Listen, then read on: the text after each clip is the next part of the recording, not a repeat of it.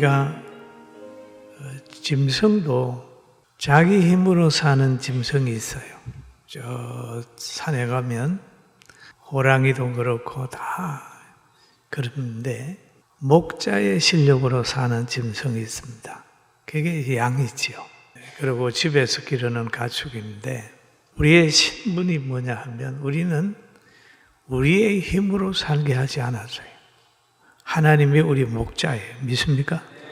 그래서 세상 권력을 의지하고 사는 애굽의 사람들은 왕을 세워서 그렇게 살지만 비록 애국에 속해 있어도 잘 사는 이스라엘 백성은 그의 왕이, 그의 임금이 하나님.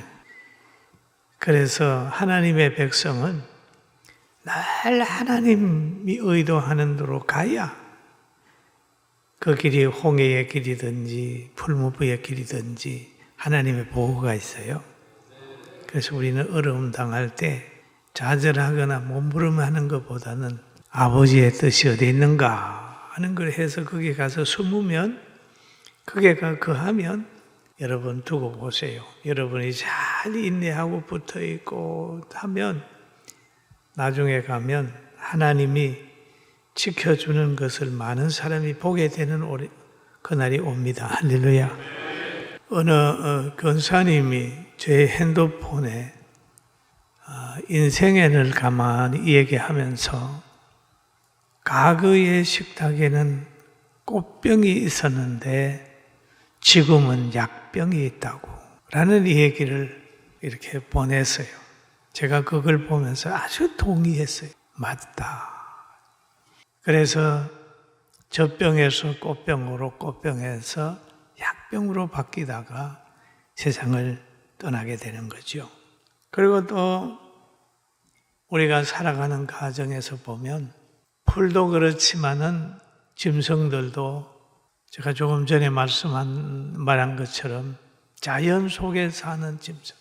이 짐승은 강해야 됩니다. 이 호랑이나 사자가 거기에 있는 많은 짐승들, 물소 같은 걸 사냥하는 걸 보면 참 대단해요. 한번 물으면 안 나요. 얼마나 달리기를 잘하는지 몰라요.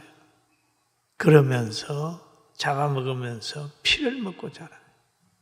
그런데 뉴질랜드 같은 데 가보면 야산에 하얗게 입혀진 그런 양들이 있어요. 그런데 그 양을 지키는 개도 있고 지키는 목자도 있어요. 그래 얼마나 평화롭게 사는지 몰라요.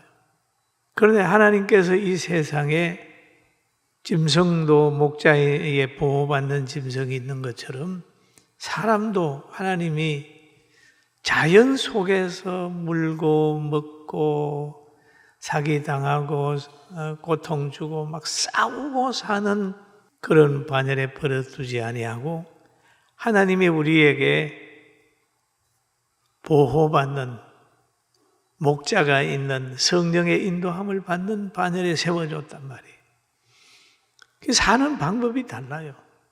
세상에 사는 사람들은 머리 쓰고 악쓰고 악하게 살지만은 우리는 늘 어려움 당하게 되면 하나님 앞에 기도를 드려요. 기도를 드려요. 어려운 일 당하게 될 때 저는 목회하면서 꽤 어려움을 많이 당했죠.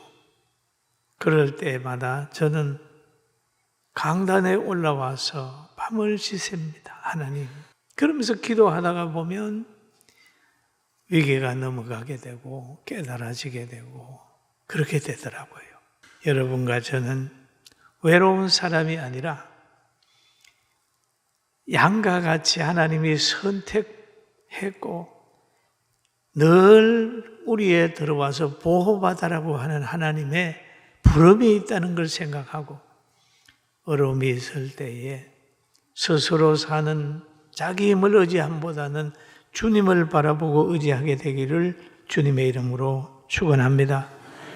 그리고 그렇게 하려고 하면 어떻게 해야 될까요?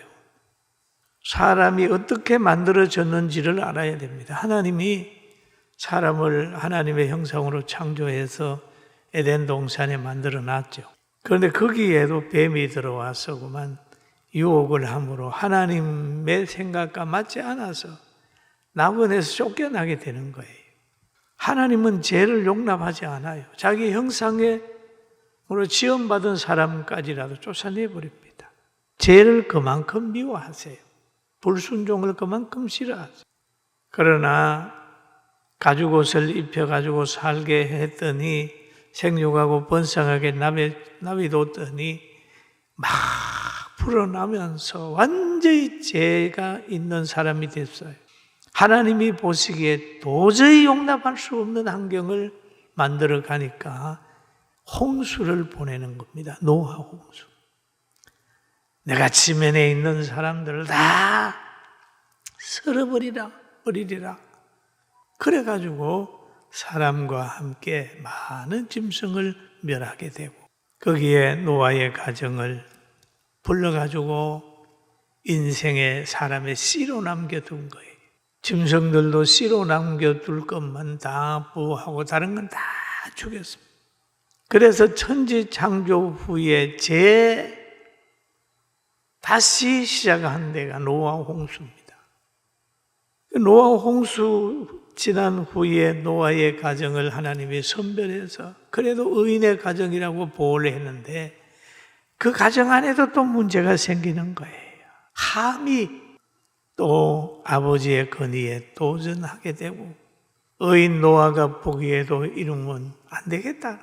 너는 종의 종이 되라 해가지고 노아의 후손들 중에서도 좋은 환경이 되면 바벨탑을 쌓고 도시를 건설하면서 우리의 이름을 나타내겠다.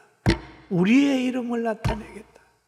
이렇게 하니까 결국 하나님께서 창세기 12장에 가시더니 안 되겠다. 또 하나 불러야 되겠다 해가지고 셈의 족속에서 나는 아브람을 불러서 아브람아 너가 나를 따라오너라. 너가 나를 따라오면 너는 큰 민족을 이루게 할게 라고 하는 얘기를 하죠. 그 아브람을 불러줘.